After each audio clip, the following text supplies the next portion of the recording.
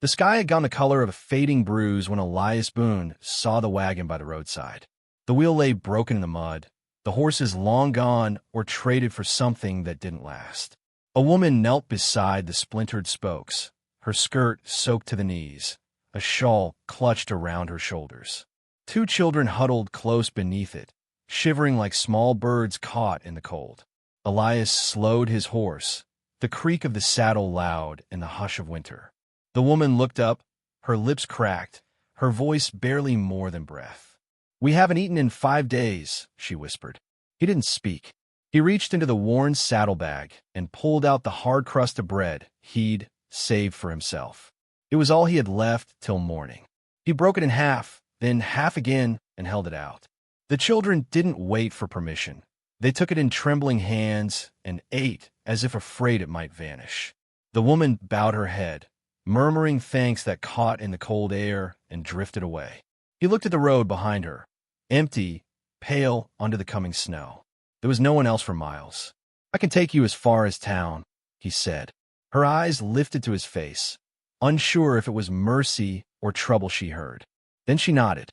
They rode in silence. The wagon creaked behind the horse, the children asleep against their mother's sides. Wind moved through the dead grass, brushing against the wheels like a sigh. Elias's mind kept circling back to another winter, the one when fever took his wife and the house grew too quiet to stand. He hadn't spoken much since, but now the sound of small breaths behind him felt like something worth guarding again. When they reached Ash Hollow, dusk had swallowed the horizon. Smoke rose from chimneys, and windows glowed like watchful eyes. A few townsfolk paused to stare. Mrs. Hargreaves, the storekeeper's wife, stood on her porch, whispering to another woman behind her hand. The whispers followed them down the street like frost trailing a boot print. "That's the Mayfield widow," someone muttered. "Her husband drank himself to death in Cheyenne, left her penniless." The sheriff stopped them outside the old church house. His tone was flat, the way a man speaks when he's decided already. "Ain't got space for charity. Church beds are for paying folks." Clara Mayfield, he'd learned her name only an hour ago, lowered her head. Her hands rested on her children's shoulders. Elias dismounted, dusted his gloves. "Then I'll take responsibility for them," he said quietly. The sheriff frowned but didn't argue. He led them to his ranch, a mile beyond town. The barn smelled of hay and old rain. "It ain't much," he said, setting a lantern on a beam. "But it's warm." Clara smiled faintly, eyes glassy with exhaustion. "It's more than we had this morning." She tucked her children under wool blankets while Elias stayed outside by the fence. Snow began to fall, soft and steady, muffling the world. He could hear the faint murmur of her voice inside, reading something to the children, maybe a prayer. He hadn't heard a woman's voice in his home for years. By dawn, the snow lay deep and blue. When he stepped onto the porch, he found her sweeping it clear with a bundle of straw.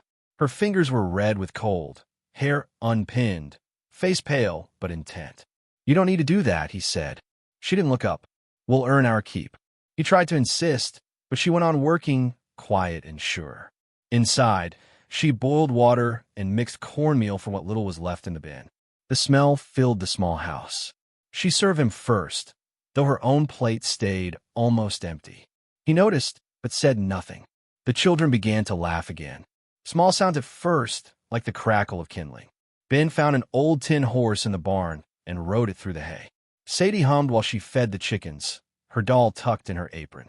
Elias listened from the doorway, feeling something in him start to thaw. Each night the air turned sharper and the gossip grew louder. In the general store, Mrs. Hargreaves leaned close to the Reverend and whispered, "He's keeping her under his roof, you know. Folks'll talk." The Reverend sighed. "Maybe let him talk. The Lord sees a man's heart clearer than the town does." Still, Elias felt the eyes on him.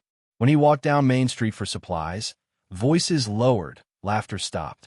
He didn't care much for talk, but Clara did. Shame colored her cheeks whenever someone turned away. One evening, she stood by the fire and said softly, "Maybe we should move on when the snow clears." He looked at her across the small room, the glow of the flames painting her face gold and shadow. "You've got nowhere safer to go," he said. Her lips pressed tight, as if the words hurt more than comforted. That night, Elias lay awake, staring at the roof beams. From the barn came the faint sound of weeping, a woman's grief swallowed so the children wouldn't hear. He turned on his side, closed his eyes, and prayed for the first time in years. Days slipped by. The cold deepened. Clara began teaching her children their letters again, using a bit of charcoal and the back of an old ledger. Her voice was patient, lilting. Sometimes Elias lingered by the door just to listen. It made the room feel like home in a way wood and nails never could. Once he found her staring out at the white fields, eyes distant. "I used to teach in a schoolhouse," she said, "before everything fell apart." He nodded. "Things fall apart. Then they build again different." She smiled, though it didn't quite reach her eyes. Maybe. A few nights later, a windstorm swept across the plains, rattling the shutters. He heard a knock at his door, light, hesitant. When he opened it, Clara stood there holding a lantern. "The roof in the barn's leaking," she said. He took his coat and followed her out. Together they patched the gap with boards and rope, their breath fogging in the cold. When it was done, she looked at him through the lantern glow. Her lips parted as if to speak, but no words came. Instead, she just nodded, the look in her eyes saying thank you in a language older than speech.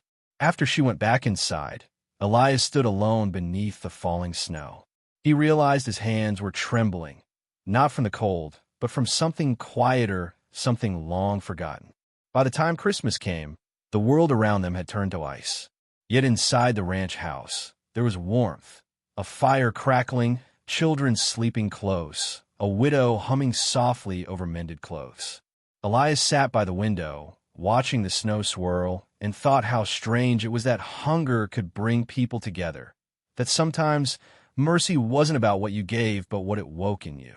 The snow kept falling, and with it, a peace he hadn't known in years. Somewhere in the hush between night and dawn, he heard her whisper a prayer of thanks. He didn't move, didn't speak, just listened, letting her voice fill the empty places. And for the first time since his wife's passing, Elias Boone felt the steady, fragile weight of belonging again. Winter deepened its hold on Ash Hollow. Days shortened until it seemed the sun no longer wanted to climb the sky. Elias Boone woke before dawn most mornings, breaking ice on the trough, tending the horses, keeping the small fire alive in the stove. He was used to quiet, but now it was a gentler kind. Not loneliness, but a hush filled with small sounds. The rustle of Clara's dress, the whisper of her children's feet on the floorboards. The world outside was cold as iron, but inside that little ranch house, life persisted like a stubborn flame. One morning, Reverend Cole stopped by. He stood at the gate, hat in hand, his beard crusted with frost. "Elias," he said, voice low, "folks are talking again. They don't take kindly to what they don't understand. You'll lose your standing, son, keeping a widow under your roof." Elias met the old man's eyes, then looked toward the barn where Clara was hanging laundry in the biting wind. "Then let them lose theirs," he said quietly. "Mine's already paid for." The Reverend nodded, almost smiling, and rode away. That night, the house was silent except for the wind breathing through the cracks in the shutters. Clara sat by the fire, mending Ben's torn coat. Her hands moved steadily, though her eyes shone with some quiet fear. Elias stood by the window, watching the snow drift across the pasture. After a long while, he spoke. "Clara," he said, his voice softer than she'd ever heard it, "I can't stop what people say, but I can give you something that shuts their mouths." She looked up, thread trembling in her hand. "You mean marriage?" He nodded once. "If folks won't give you a name to protect you, I will." Her eyes filled, not with joy but disbelief. "You do that for shame's sake?" He shook his head. "For dignity's." The children were asleep when it happened, a quiet ceremony lit by a single lamp. Elias took his mother's ring, the one he'd kept in a drawer since the day he buried his wife. He slipped it onto Clara's finger, and her hands trembled as she whispered the words back to him. No witnesses but the wind. No church bells. Just two people binding what hunger and mercy had begun. Afterward, They sat together by the dying fire, not speaking, only listening to the low crackle and the faint howl of winter beyond the walls. For the first time, Clara smiled without apology. The next weeks were harder. The snow turned violent, pressing against the windows like a living thing. The barn roof groaned under the weight. Elias and Clara worked side by side, shoveling, mending, tying down the livestock. Their breaths came out in clouds that mingled, fading into the same frozen air. At one point, she stumbled, and he caught her arm. For a heartbeat, they stood close, the storm roaring around them, her pulse quick beneath his hand. She whispered, "You should have let us go when you found us." He answered, "And let the wind take you? I've already buried too many." The blizzard raged for 3 days. When it passed, half the town was snowed under. That was when Deputy Clay Turner rode in, boots muddy, face sharp with malice. He reined up by the porch. "Boone," he said, "you're harboring vagrants and thieves. That wagon of theirs still ain't paid for." Elias stood still, snow glinting in his beard. "You'll leave this place," he said.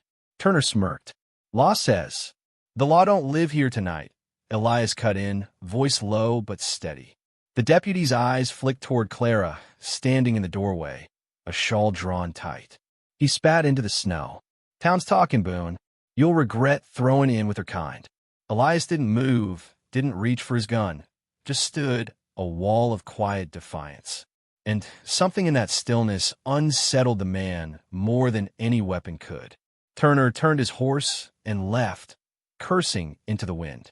That night, Clara sat by the fire, tears streaking her face though she tried to hide them.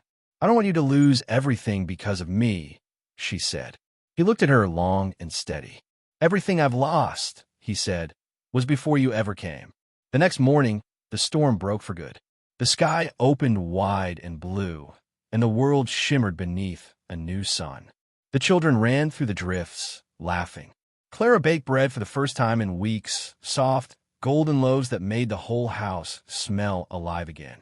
When she carried one into town for the Reverend, people stopped and stared. Mrs. Hargreaves stood stiff on her porch, lips pressed thin.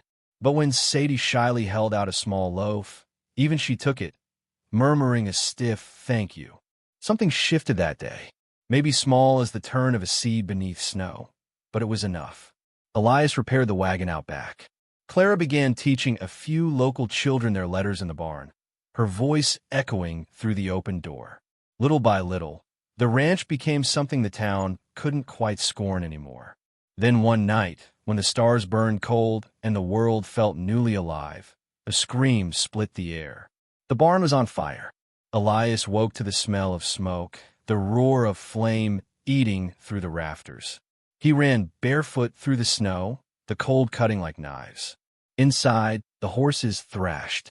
The children's books Clara had saved, those pages of her old life, were already catching light. "Stay back," he shouted as Clara ran after him. He plunged through the smoke, coughing, eyes burning. His shoulder slammed into a beam, his hands raw as he cut loose the terrified horses.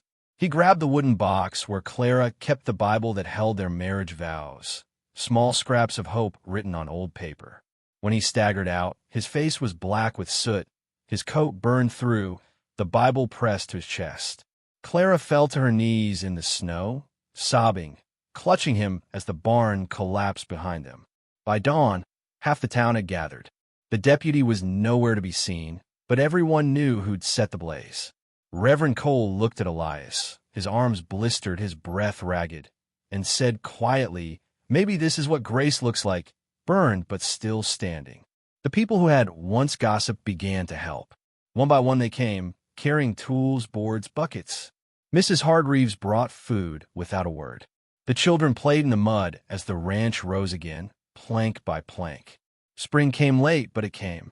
The snow melted into streams that ran silver across the fields. New grass pushed through blackened earth. The smell of smoke faded into the scent of rain and life. Elias sat on the porch one afternoon, arms still bandaged, watching Clara hang laundry in the soft wind.